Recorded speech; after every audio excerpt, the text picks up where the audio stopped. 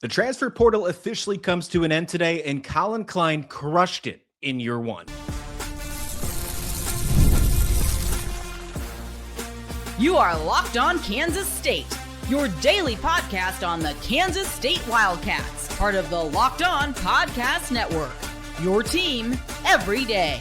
Yes, welcome on into Locked On Kansas State, your daily Kansas State Wildcats podcast.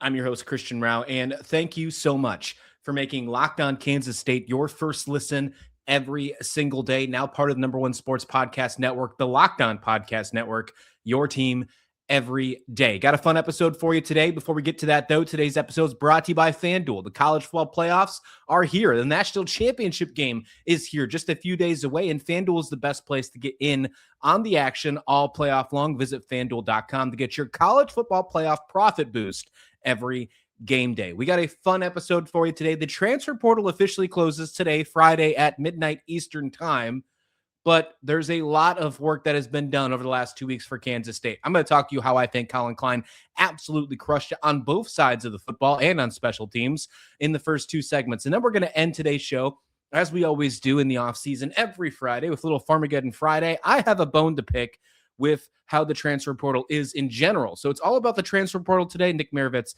from Locked On Cyclones helps me out in the final segment. Hit that subscribe button, bringing you Wildcat coverage like nobody else right here on Locked On Kansas State, your team every day. Colin Klein crushed the transfer portal.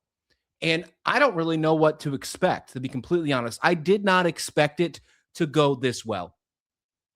Now, I don't know if you felt it was going to be this good, but I feel like we have the best amount of talent in the transfer portal that we have ever received since the way this transfer portal has turned into itself in 2019.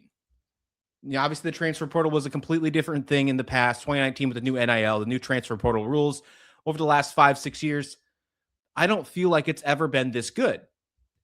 And then you add on top of that the little cherry, if you will, that it's year one of Colin Klein. There was a ton of departures. And that's really what we need to get into on today's show, because the transfer portal, that when it closes at midnight today, really only closes for departures. And it looks like even in the last couple hours here, in the waning hours of the transfer portal, one player did leave for Kansas State, Terrence Enos, which surprisingly, I didn't even know he still had eligibility, was reported that he is going to be entering the transfer portal. So adding him to the list. And what I mean by that is, of course, that means no players can leave to enter the portal at midnight tonight. You can still grab a player or two. Anybody who is still in the portal and yet to be committed anywhere can still commit. But if you are on a team, if you're committed to a team, post midnight Eastern tonight on Friday, January 16th, you can no longer enter the transfer portal. So putting that all into perspective, you lost 18 people for eligibility or NFL draft reasons. You now lost 33 players, if you're counting Terrence Enos, if you're counting Dylan Edwards and J.D. Davis, to the transfer portal conversation. 33 players from that. That's 51 players of the projected 105 roster size when we begin play in week one against Nicholls. You are just under 50% of your roster that Colin Klein had to walk in here and completely change. So one, we can safely say that this is not Chris Kleiman's team anymore. This is Colin Klein's team. This is absolutely his team. Half of his team was replaced. And what did he do to bring him in? Well, he brought in 24 from the transfer portal and 21 in the 2026 recruiting class. Exciting stuff. He replaced 51 players with 45. Somehow we're already over the 105 limit with those numbers. So there are a few walk-ons that are still in there. We'll get to all that in the coming days. But based on my tracking at the moment, Kansas State sits at 108 players. So they actually need to make some cuts over the next few days. Actually, I think it's 107 now. That did not count the Enos into that conversation, 107. So there's either needs to be two walk-ons that turn into students instead of walk-ons until maybe an injury occurs. It's going to be really interesting to see how they handle that. By the way, with the 105 roster size, how they handle injuries. And there's going to be some loopholes. They're going to find them. College football always does. I wonder if it has anything to do with walk-ons or preferred walk-ons, things like that. But overall, I thought he crushed it. I think he absolutely crushed it. I want to get into this and actually look at it. Obviously, some of the biggest positions he didn't touch in the portal, he didn't have to. Of course, quarterback, he didn't have to touch. And that is a win in itself because he got Avery Johnson to return. And we've talked about that in the past. I'm not going to harp on that too much on today's episode. But getting him back was the ultimate win of the portal. You could bring in 24 new players, and I think these are some really exciting players, a lot of power forward players coming in and playing for Kansas State next season. The biggest win is having Avery Johnson return. Because when you look at all the departures, just on the offensive side alone, and we'll add him to the mix, Dylan Edwards, Jace Brown, offensive line, there was a ton. If you just add those alone, you had to fill a ton of performance on that offense. And you also wanted to raise that floor for Avery Johnson in his final year, rewarding him for returning to Kansas State. You did that. You absolutely did that. The departures hurt. When we saw these departures of Jace Brown leaving for LSU, with Dylan Edwards potentially going to the other side of the sunflower, like, some hurt more than others, but they hurt. And we questioned, can they get back to where they were before 2025 and get them to a competitive team? I think they absolutely did that. In the running back room, of Jay Harris, Rodney Fields joining Joe Jackson. With the wide receiver room, and Isaiah Williams and Josh Manning joining Jerron Tibbs, potentially Brandon White from Hawaii, who is currently still on a visit with Kansas State, arrived on Thursday night, and according to a couple of reports, still at that visit as of right now on Friday. You didn't have to touch the tight end room, but again, with the retention model, you brought back Linkon Cure. It is so great knowing that we can continue to discuss the retention model for the second year in a row with a brand new coaching staff. Because I didn't think we were going to be here, folks. I thought retention was going to be near impossible after having a disappointing season. Now, you did lose a lot of players, and we're going to talk, especially on the defensive side, and we're going to talk about that next segment. But the fact that you got a little bit, and they're big pieces, Avery Johnson, Joe Jackson, Linkon Cure, those were my three that you just could not get rid of. You could not let them leave. And as we are sitting in the final hours of the transfer portal, those three are all staying. They're not going anywhere. The offensive line got crushed because of eligibility reasons, not really the portal. And they did a great job rebuilding, retooling the offensive line. They brought in 5 offensive linemen. Potentially they might bring in a 6th later on during the week. Still working, still grinding. This staff doesn't sleep. I absolutely love it. They've already brought in 5 guys. They got the recommitment from George Fitzpatrick to return. That doesn't even count towards the 5. But they got him and John Pastore that are potentially going to be the anchors of your tackles for 2026. But you also brought in some competition for not just the interior offensive line to replace Sam Heck, to replace Andrew Linegang, to replace some of those guys that were mainstays on your offensive line for multiple years. You bring in Charlie Adams for Cal Poly, Chase Duarte from San Diego State, who follows over the new offensive line coach from San Diego State, Delvin Morris from Akron, Keaton Jones from Mizzou. They brought in a couple Mizzou players. Mizzou's an SEC school now. They're not in this conference anymore, in case you haven't paid attention to the conferences over the last 20 years or so. And Tanner Morley from Colorado State. Some of these teams underperformed, but these were the best players on that team. Tanner Morley, I watched a ton of Colorado State football this year. For better or for worse, I did. They were on CBS Sports Network almost all the times that I was clicking and having them. I watched a lot of Colorado State football this year, and I can tell you that multiple times a game they brought up Tanner Morley's name. And it was hardly because of a holding penalty. It was usually because of good performance. I am very excited for what this offense is going to bring for Kansas State. Ecstatic, actually. I think in every category on the offensive side, you raise the floor. You raise the bar. Quarterback room, you got a senior quarterback that's going to be with Colin Klein. Whether it's the exact same quarterback, whether it's the exact same Avery Johnson, you now have Colin Klein leading the charge. You now have a new offensive coordinator. You raise the bar in the quarterback room. The running back room, you brought in a guy who has college football playoff experience. You brought in a young player that can also be behind Joe Jackson, that's electric, that has Big 12 experience as well. And then you have Joe Jackson. You have potentially have the 3-headed monster that we thought we might have had last year. Looks like you had that. You raised the bar in the running back room. The wide receiver room, Jace Brown hurts. There's no doubt about that. That might be the biggest impact on the entire team, let alone just the offense, him heading to LSU. And he's going to play on Sundays. But you bring in Isaiah Williams with years of eligibility, years of upside, and the only player now on the staff that played with Colin Klein last year. And Josh Manning, go back with that, has a relationship with Avery Johnson. Jace Brown had a great relationship with Avery Johnson. You bring Josh Manning in, that relationship aspect to the quarterback wide receiver room doesn't change. You raise the bar. And you bring in a Brandon White potentially from Hawaii, and you raise that bar even more. And then the depth and competition of the offensive line. How can you not be excited about that? If George Fitzpatrick, not a portal piece, but a guy who said he's returning, is anything what Chris Kleiman talked about at Big 12 Media Days, if he brings that post his medical incident happening that kept him out of all 2025, we've already seen what John Pastore is. This team is going to be very good, folks. This team is not a 6-6 team. You look at this schedule, this team is not a 6-6 team. This team is an 8 or 9 win on the floor, at the very floor, if they succeed on the offensive side.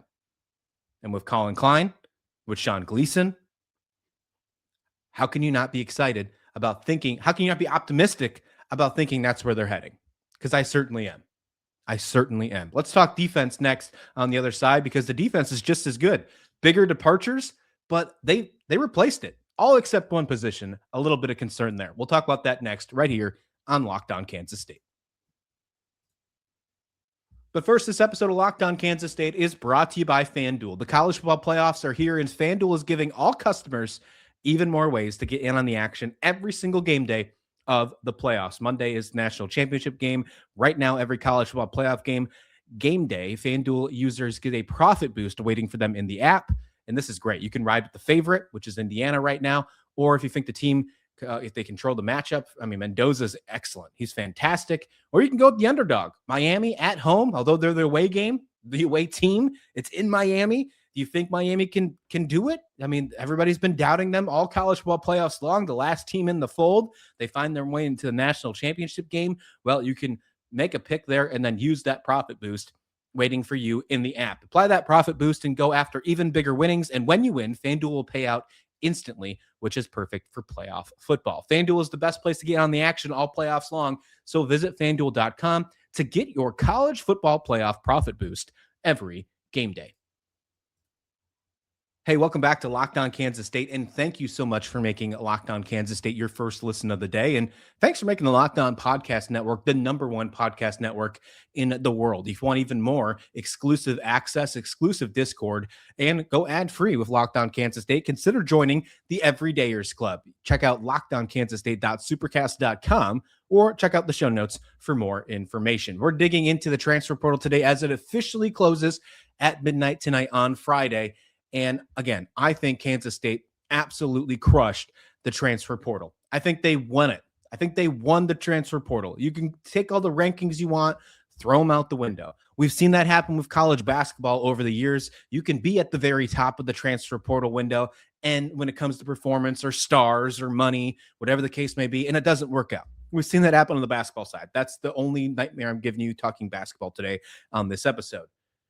Colin Klein has found a way to find talent, Power 4 experience, and fit all at one point, especially on the defensive side.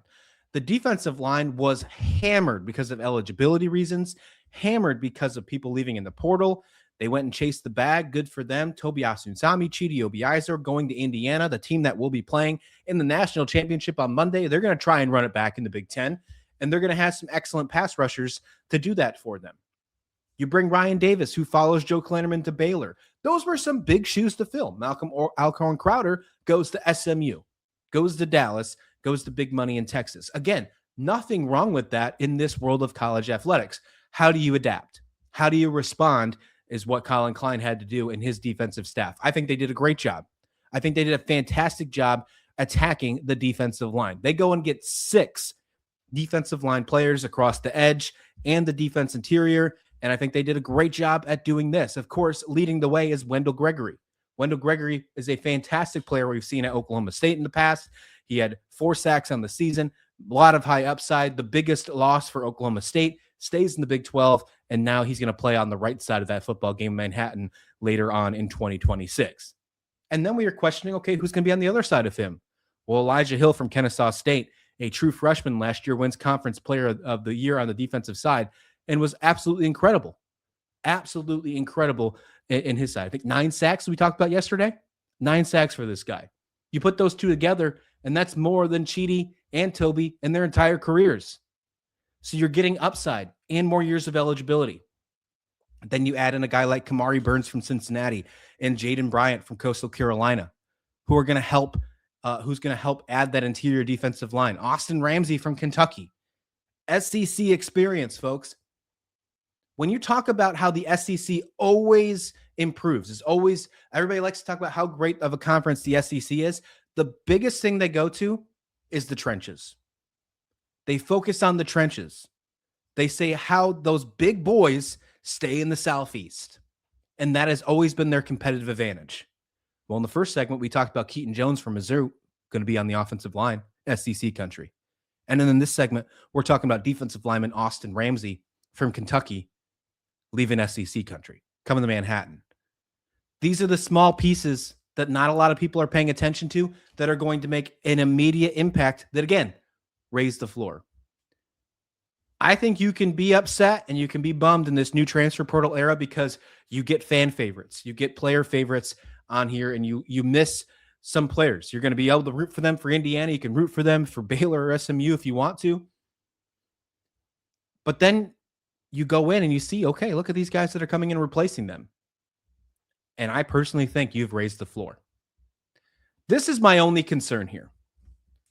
Defensive line, defensive edge, not a concern. I think you raised the floor. I think you have to do a little bit more work with linebacker. This is my only concern on the roster at this moment. And I think that's a pretty good spot to be in the middle of January of the year one of the coaching regime. After having a disappointing 6-6 season, after having the type of retention you had, I only have one concern at the moment, and that's the linebacking core. You lost Dawson Romaine, you lost Desmond Purnell. That alone is a ton of performance, a ton of just excellent performance that you're missing. You go in and you add Jacoby Oliphant from Oklahoma State, great linebacker. You go and add Mekhi Mason from La Tech, great linebacker. But 2 doesn't move the needle for me. You're expecting a lot from a guy like Gabe Powers, a guy like Rex Van Wyf, a guy like a couple of those other guys that we are hoping to step up that we didn't really truly see over the past couple seasons. In the case for Gabe Powers last year when he transferred over in the portal from Ohio State. Maybe they see something we don't see behind the scenes. Maybe it was just the fact that they were buried on the depth chart. But when we're trying to compare what we saw last year to the roster to what we're moving into right now based on the portal, this is the only position group, the only one on the entire roster that I sit at and say, I wish they would have added a little bit more. And I think that's a fair assessment. And if you think that I'm wrong, if you think, you know what, the linebacker room's stacked, let me know in the comments. Or if you think the same way, or you have another position group that you think is just not there yet, let me know in the comments as well. I'd love to hear that. Defensive back, cornerback room, safety. Maybe you could put the safety room into that consideration as well. I wouldn't mind maybe 1 or 2 more just for luxury pieces. But I think overall, you did a great job. The corners, you're getting Zayshawn Rich, Donovan McIntosh returning. Secondary, you did lose a ton for eligibility reasons. VJ Payne, Gunnar Maldonado. But Logan Bartley stayed, and that's a huge win in my book. That's a huge win in my book.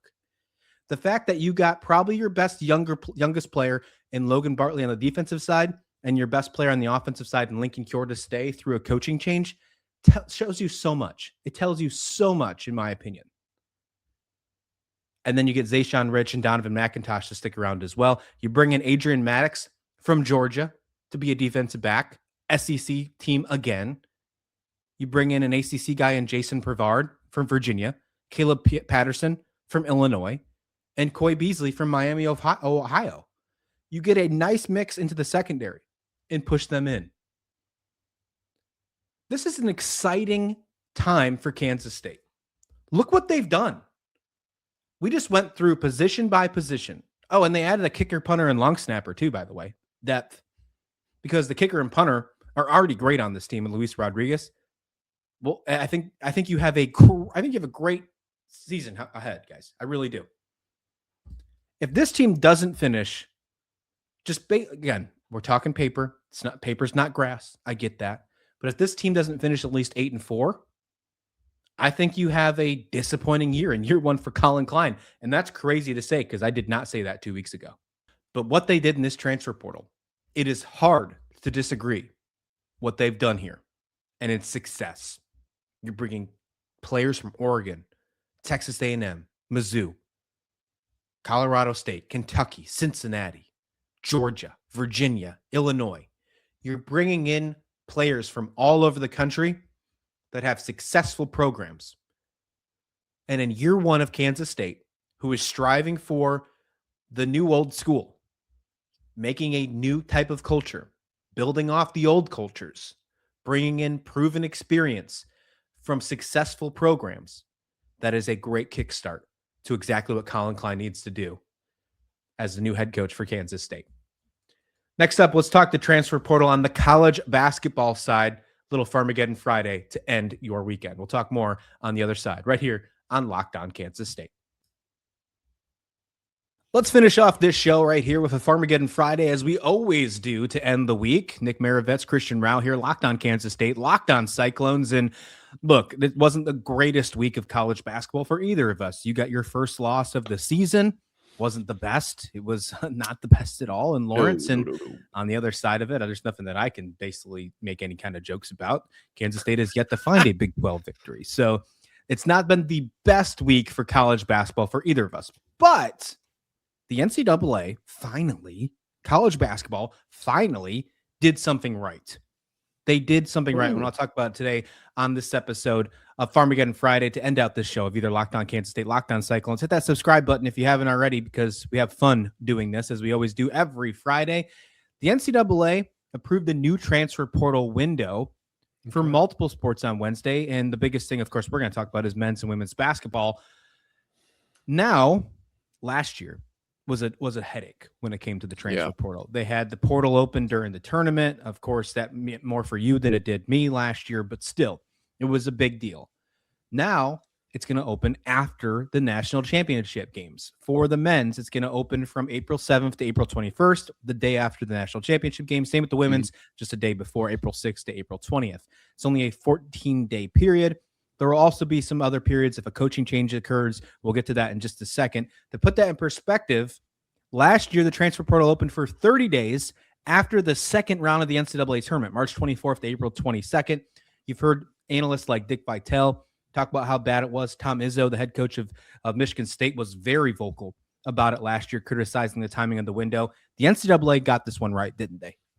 There was just no reason for it to be as wrong as it was, to be completely honest. I don't really know what took them so long and what they thought last year's idea. Like, what about that was a good idea? I don't know. But luckily they figured it out, just put it after the national championship game. And you talked about, like, it didn't really matter for you because you weren't in the tournament. Well, in some ways it still did, because hypothetically speaking, what about the players that are on those teams? Let's say one of them wanted to come to Kansas State. How do they handle that situation? Maybe they're persuaded not to because of the way that the portal is set up. And I'm not necessarily saying that that was the case, but I am just kind of talking about it doesn't just affect the teams that are in it. And obviously, if this would have been, in the second round this year, I think Iowa State would have been impacted quite heavily, because I do believe, even after that loss in Lawrence to Kansas, that Iowa State's going to be an Elite Eight to Final Four level team. And so how does Otts go about building that team for next season when they're currently playing? And it's a whole mess. And it's the same thing with football. Like, why is it the way that it is?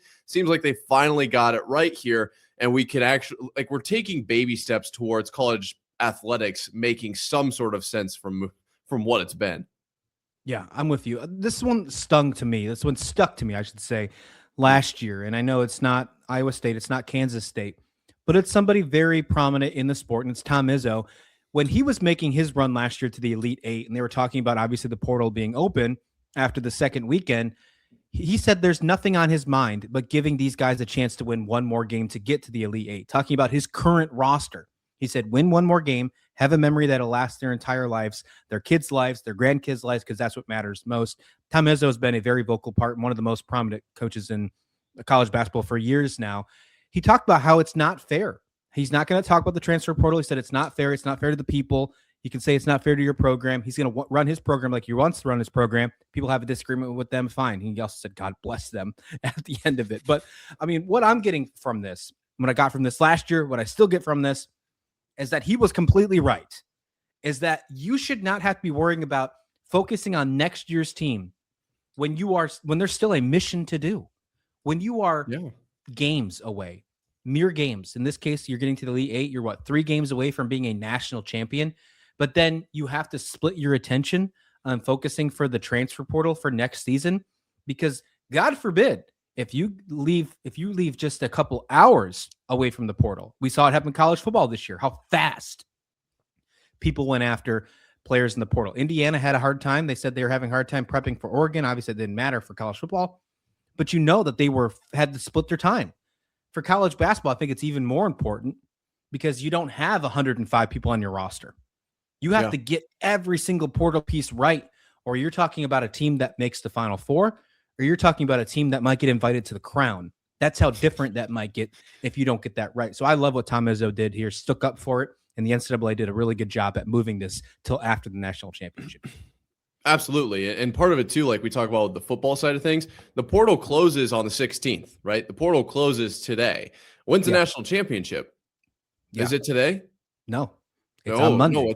No, so it's already happened then. Oh, no, it's in the future. Oh, wow. So the season isn't even over yet and the portal's closing? Oh, that makes complete sense.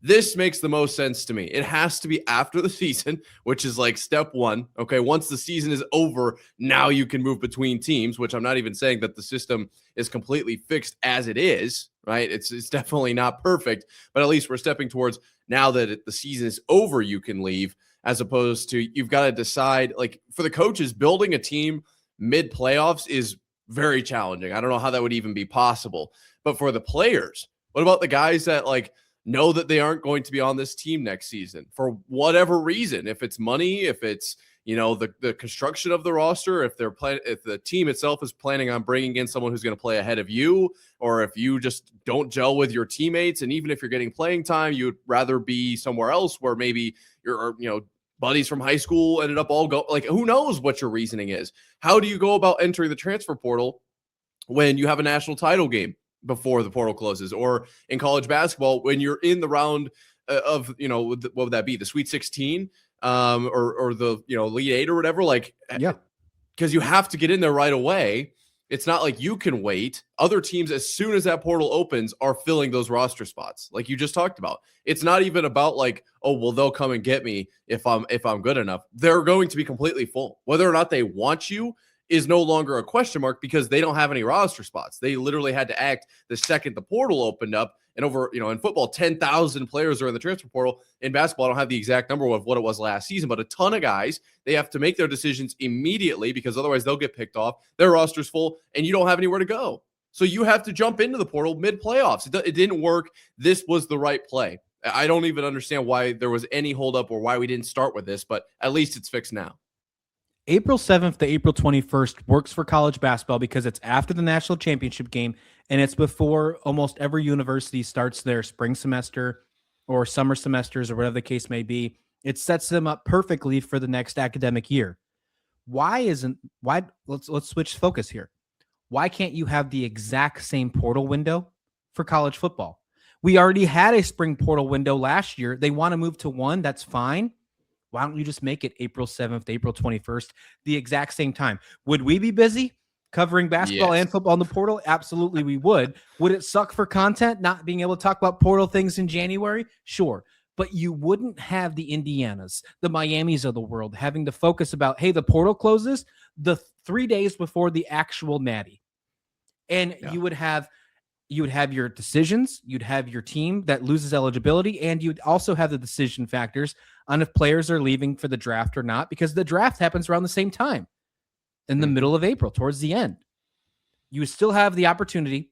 If you ran this right now, I think the NFL draft this year is April 23rd, if I remember correctly. April 7th through April 21st, if that was the way that the college football portal was open the exact same time, players could still enter the portal if they wanted to.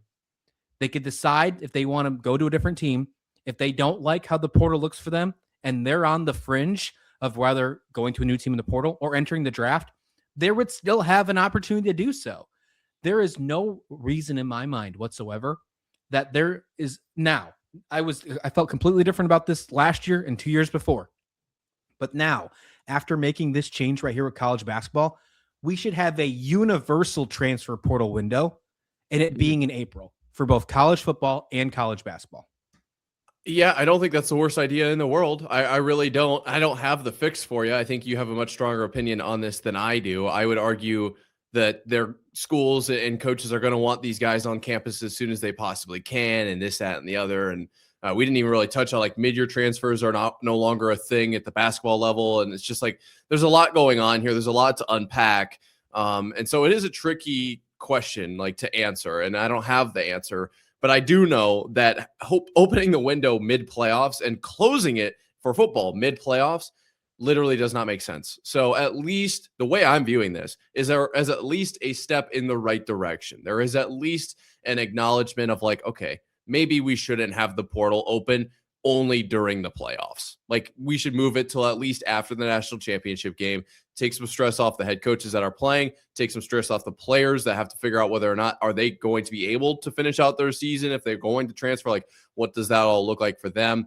This is at least a step in the right direction. Then we can start to tackle what is the actual window? What's the timing on that window for football? I think for basketball, this is almost perfect. Like this is just about exactly what it needs to be. How long the window is, I feel like, 30 days is kind of long. If you're not jumping in the portal right away, I don't know what the difference is between 2 days to 14 days to 30 days. So, like all those kinds of questions are going to be answered. I just feel like we've at least acknowledged the problem. That's step one. And now we're starting to work in the right direction. A lot of things to cover in the upcoming days for sure. Upcoming weeks for sure. Could you imagine though, that if you had the portal at the exact same time for both basketball and football, obviously your two biggest sports when it comes to revenue, with this new $20.5 million cap where you have to split up between the sports anyways, you just focus on one window at splitting that money in the right directions. True. I mean, to me, it just seems like there's a lot of pros to put it all in one spot, and I can't think of hardly any cons in the right direction other than the fact that you're right. January, February, and March, you wouldn't have all 105 college football players on your team that you were expecting to have that next season. But you get a deeper look. Really. That's the only negative. But you get a deeper look. Maybe you get less people hit the portal. Maybe you wouldn't get 30-something people hit the portal because you get a deeper look at your team and development might come back into play again. It could be the Band-Aid to help fix college football in the right direction. Exactly. So what are we doing here?